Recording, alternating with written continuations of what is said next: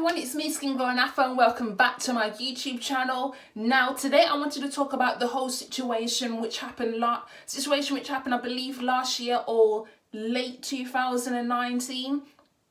As a teenage girl, her name is Ruby Williams, and last year she won a settlement against her school because of 8,000, I think it's 8,500, something along those lines. Basically because her school discriminated against her because of her hair. She would wear her hair out, and basically what happened was her teachers would basically say, okay, if you keep wearing your hair out like that, then you're going to have to leave the school, be sent home. And that's what they did, they sent her home.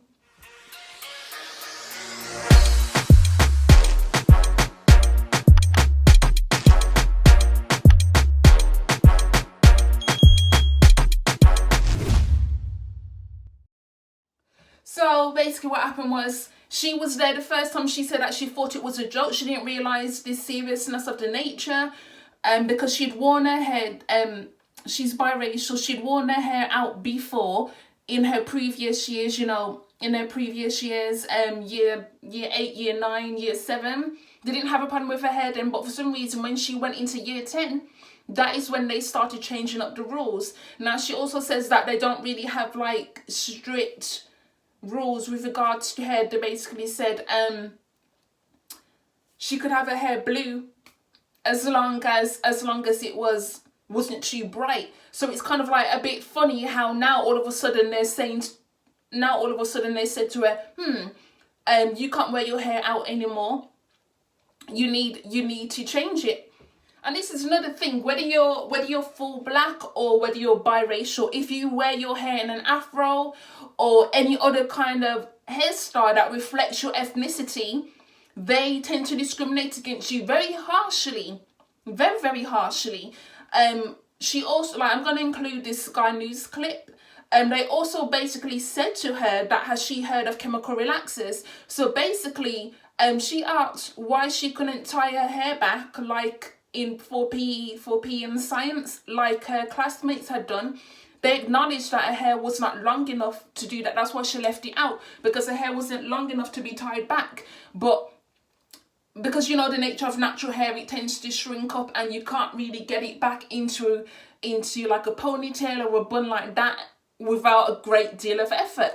So, you know, she was asked whether she was basically asked whether she had heard of chemical relaxers. And I knew the minute that she said that in that Sky News interview, I knew what kind of lines they were crossing, what they were trying to get at. Because like I said, when you relax your hair, it straightens it. So therefore it will be able to be tied back. But the point is, a black girl or a biracial girl who is loving her natural hair in its natural state does not want to do that. We don't want to do that. So it's kind of like, it's just mad that these schools here in Britain and in America still have these draconian rules where black people get discriminated against because of how we look, how our hair is. And people keep saying, race, there's no such thing as race, but please. Pupil who was repeatedly sent home because her afro was too big has received an out-of-court settlement of almost £9,000 after her family took legal action against her school in East London. Well, Ruby Williams was told her hair breached school policy, which stated that afro-style hair must be of reasonable size and length. Well, Ruby joins me now. Hello, Ruby. Hi. This is interesting. Let's go back to when it all started. You were at school, you were wearing your hair as you wanted to wear it. And what did a teacher say to you? I was told that it looked too big that day, and I kind of took it as a joke at first. I thought, like, oh, maybe that teacher thinks it's a bit of a joke. Maybe they think that's a compliment. Maybe they just didn't understand. Then the next day I was told, oh, you didn't listen to me. You will be sent home if you come in like that again. And then when I was sent home, it was like the shock of, am I really being sent home for having my hair in a way that I would have it while I was growing up in the school? Had it like that in year 7, year 8, year 9, and all of a sudden in year 10 it was a problem. Yeah, why do you think it changed? I have no idea why it changed. I was told that it hadn't changed, But I know for a fact there's pictures of me on the website with my hair out in year 9, and then all of a sudden in year 10 it was a problem. And the school policy in terms of hair, how were other pupils treated? Because presumably there were kids with shaved heads, really long hair, hair up, hair down. That's the thing, there's not really that many regulations on hair in the school. Like, I was told my hair could be bright blue as long as I made it a bit smaller. And I was asked if I'd ever heard of chemical relaxers, and it was just the fact that my hair out wasn't okay, but everybody else could wear their hair out, and I had to have it out only just... If I had my hair out, I wasn't allowed in the school, but everybody else could have their hair out and only had to tie it back for science and PE. I said, why can't I tie it back for science and PE? And they acknowledged that my hair wasn't long enough to tie back, so they wanted me to alter my hair to tie it back. This is incredible. So, I mean, first of all, how did that make you feel? Obviously, you're being sent home from school for being told that your natural afro hair was too big for the classroom, essentially. Yeah, I was told it could block people from seeing the whiteboard, it could be a distraction, it could make contact with other students. I think at first, again, I thought it was a joke. And then after I started thinking, well, is there something wrong with it? Why am I being sent home? And then it was more the humiliation because it happened in public every time. It would always be, as soon as I was walking into school, there would be somebody waiting for me to say, oh, you're being sent home. Or if I got into school and I was in a lesson, someone would come in and take me out and say, your hair's a bit too big today. We need to do something about that. There's no such thing as race, but people are barely telling white people to go back home. Barely telling black people to go back home because of how they're wearing their hair. I mean, honestly, it's tiring. I've heard this shit for fucking years. People have been told, you can't have your braids, you can't have your box braids in bright colours to be in school, but yet you will see white students with their hair all sorts of colours, pink, blue, purple, fucking rainbow. But yet black students are not allowed to wear box braids that are too bright, which is very strange. It's very strange. And it's just more evidence that they discriminate against us racially. The reason this is back in the media again is because there is a barrister whose name is Jon Holbrook, and he basically quote tweeted an article that was posted on this situation calling Ruby a stroppy teenager of colour. And this was what made the whole situation blow up again, because if you hadn't heard about it last year, you're damn sure hearing about it now. You're damn sure hearing about it now. Now, I believe he's actually been fired or he quit. I'm not sure which one it is, but either way, now I know for a fact that barristers, lawyers, whatever, they have code of conducts that they have to follow. They also have to follow the Equality Act as well. So I just find it very strange that how you can be a lawyer or barrister, whatever, who's supposed to be representing people can have this disregard for the fact that you're going to come across different clients, and a lot of them are going to be of different ethnicities to you. It's just really mind-boggling to me to see that how he can have so much audacity to say such a cruel thing. And now he's on his Twitter page talking about how it's cancel culture. No, it's not cancel culture that you got fired. You basically made your bed and now you're having to lie in it. That's exactly what happened. You chose to be racist for no reason. You could have just called her a stroppy teenager, not saying that it was right, but you could have just said a stroppy teenager, but you said stroppy teenager of colour. And nobody's a fool to know what you was implying. We know exactly what you was implying. You was being racist. Let's be honest, you was being racist. Okay, and you shouldn't even be talking about anyone's freaking hair, because your hair looked like a fucking mess. Yeah? If you want to talk about being presentable, what the fuck is that dead thing on your head? Honestly, what is it? Like, that thing does look diseased. I don't know why it's on his head. He needs to brush it. Like, brush it. Like, how you're barrister representing people and your hair looks like that. You don't have fucking shame, John. You don't have shame. What is that on your head top? I beg someone explain it to me. Because absolute disgrace of this man to be being racist with his hair looking like that. Okay? If you're going to be racist, at least make sure your hair looks good. But no, instead you want to be a fool idiot.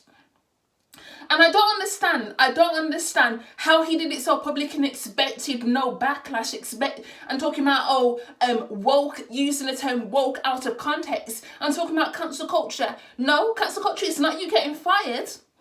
Cancel culture really does not exist like how people think it exists. You are basically facing the consequences of your actions. Yes, Jon, you're facing the consequences of your actions. And I know that is a foreign concept to some of you white people, but I'm sorry. You can sit there and cry about it. You can talk about cancel culture, but it's not really cancel culture, because all I see is a biracial girl who was discriminated against, and people are talking about it because you made a foul racist comment. And she shouldn't have spoken out about the discrimination that she faced. She shouldn't have.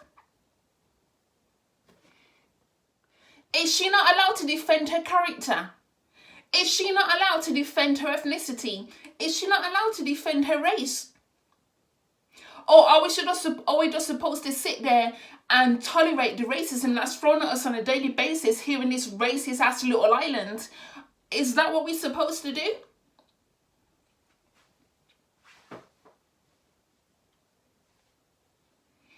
Because, like I've said, I'm tired of it. Like, people have lost their jobs because they don't want to relax their hair. People have lost their jobs because they don't want to take their box braids out.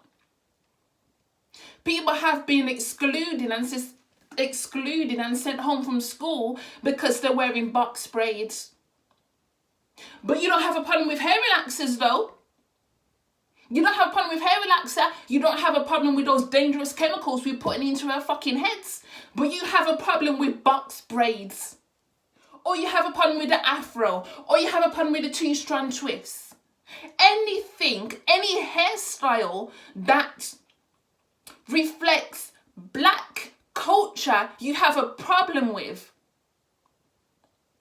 But you don't have a problem with hair relaxer because you love it when we got straight hair. When we got weaves and wigs. When we got straight weaves and wigs and hair relaxers. You love that shit. You love it. You're gagging for it. But when it comes to box braids, when it comes to afros, when it comes to us wearing our hair natural, that is when you got a fucking problem. And yet you're saying it's nothing to do with racism. Please, how many white people do you see with curly hair? How many white people? You know, the majority of white people got straight hair. Do we look like we're idiots? The majority of them got straight hair. Please. Don't be sitting there talking about, oh, it's the same rules for everybody, but you never see a white student get excluded for their hairstyle. You rarely see them get fired for their hairstyle. But how many cases have we seen of black people? How many cases of black people have we seen being excluded or suspended or fired or told that you can't start work until you get rid of this hairstyle? How many times? And you think it's acceptable? And you think we're just gonna sit there and be like, oh no, it's fine. It's fine. We don't have a problem with it. No, we do have a problem with it. It's time for the discrimination to end. It's time for the racism to end. What is even the point of an Equality Act? What is the point of the Race Relations Act if yet this shit is still going on? It's the same way employees and employers in offices are supposed to be doing this. We're supposed to be doing this equality training or whatnot. The same way they need to be doing that in schools, because I refuse to accept that this shit is still going on. And don't even fucking get me started on what I said when I said last year about how certain schools ought to discriminate against students who have dreadlocks or locks, whatever you pronounce them as. Remember when I had that conversation about Jamaica and what some schools are doing to students who are Rastafarians who wear their hair in dreadlocks? When we had that conversation, and yet It's like, this is all to do with colonialism. Do you hear me? This is all to do with colonialism. That mentality has not changed. They made us cover up her hair because her hair was seen as too exotic by the slave masters' wives. In America, they wanted those slave women to cover up their hair so that their husbands could stop being attracted to them. And that doesn't even make any sense. It doesn't. Because that was the slave owner's property. Okay? But slavery is over. Slavery is over. We're not people's property no more, you know. You can't tell us how to wear our hair. I understand that school should have rules, but then the same rules should apply for everybody, because if I see like student A is wearing their hair in box braids and they're blue, and then student B comes in with their natural hair dyed blue, and you tell student A that they need to leave, but student B is allowed to stay, you're crosses. And Jon Holbrook, go suck your mother. That's all I have to say about that. Go suck your ass, some mother, because nobody told you to go fast with yourself on fucking Twitter, talking all that shit about stroppy person of colour. Stroppy teenager of colour. Nobody told you to go inject your fucking self into that conversation. It had nothing to do with you. Okay? It had nothing to do with you. Who told you to go part your finesse lips, non-existent lips, to go talk? Nobody on this planet, nobody on this raw soul planet told you to go open up your raw soul mouth. Nobody.